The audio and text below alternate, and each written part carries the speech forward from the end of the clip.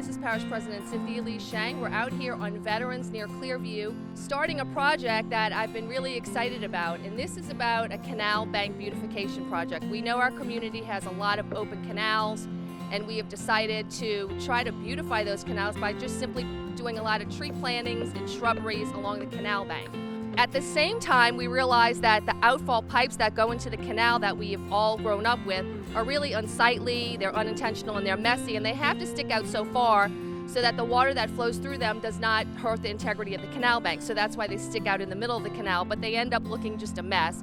So we're going to standardize with a concrete stamp pad, the outfall canals, and make that look more intentional and just neater. And then after we do that, we're going to come back with a lot of trees and shrubberies, and it'll also not just beautify our canals so that you can't really see the canals, but also serve as a visual barrier, because we do have, unfortunately, tragedies that happen where people drive their cars into the canals. So that's a good safety measure that will come out of it. We look forward to working with our council offices to find the money to fund the rest of these projects. Again, we have about 18 projects on the drawing board.